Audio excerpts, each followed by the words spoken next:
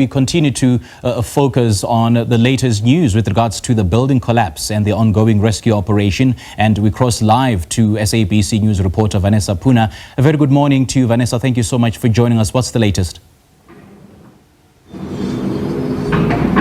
Yes, good morning to you. The latest is, as we've reported a short while ago, that the official death toll since, from this collapsed building behind me now stands at 13. Late yesterday afternoon, the figure of 14 was given to us, but this morning the disaster management officials explained why it has been revised down, because even though on the site there are bodies that can be seen, they have to go through a two-step verification process. Of course, this means that once a body is retrieved from the site, it goes through to forensic pathology services and then to the mortuary, and after that two-step process they can then officially give us a figure. But joining me now is the MEC for the Western Cape for local government, Anton Bredell, just to give us an update with regards to the situation here at the site and also what has been happening with the identification process, because we understand that there has been a challenge in terms of getting the psychotherapy for families and also then getting people to be identified. Minister, good morning to you. So we are here I think 113 hours into this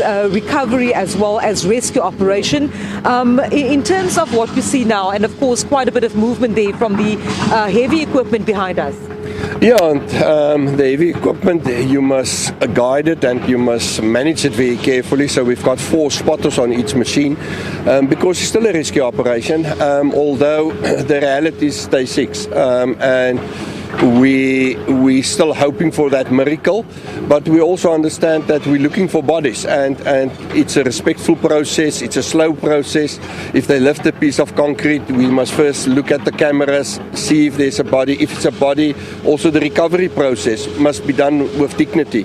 So that's very important. I've got huge respect for the people because I've seen how they work with the bodies. I've seen how they work day and night to try and find people alive. Unfortunately, I made a mistake with the figures, but the official figures is 13 dead and 40 that we're still looking for.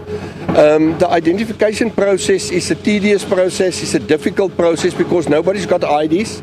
The disaster center worked with the contractors, the subcontractors, people that worked on the site that's alive, to try and identify. They've compiled photos. They took the photos to the families. We then yesterday got in the embassies involved to come and talk to the people. There was a translation problem, a language problem that we solved. I understand that for the families it's a very difficult process, but for us the difficulty is to identify people. And because some of the people might not have documents, they also don't come forth. So yeah, we will keep on working with the police, with Labour.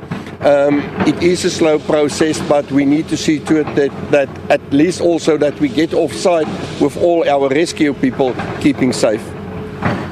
Minister, also we understand from the disaster management officials that this operation may extend to over a week or 10 days. I mean, that would essentially bring us to 2 weeks in trying to rescue and recover people from this disaster. Yeah, you can see they work now layer per layer, and they're actually on between floor 2 and 3 now.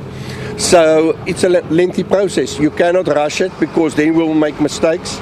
We must also rotate the teams because fatigue will creep in, especially I can feel it the first when we started this operation and was lots of sounds and signs of life. The first rescuers work 30-40 hours without sleep. Then you can make mistakes. Norms is after 12 hours you must rest. So we've been clear with the people, if you don't want to walk, we will take you off-site because we need to protect you. Up till now, no injuries, so we're very grateful for that. But the teams will keep on looking and keep on rotating.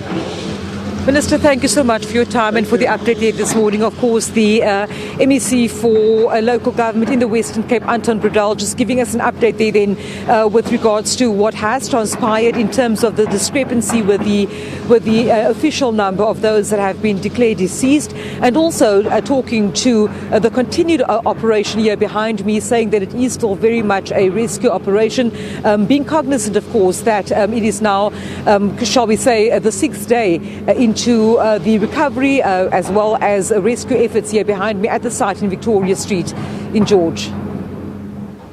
All right, Vanessa, thank you so much for joining us. We'll continue to touch base with you a little later on for more developments with regards to this story. That was Vanessa Poonah speaking to us live from George in the Western Cape. And as we heard there, she was speaking to the MEC, who did confirm that the figure, or rather the death toll, has since been revised down to 13. And as we've seen, the mop-up operations or the rescue operations are still in progress to try recover the unaccounted for people.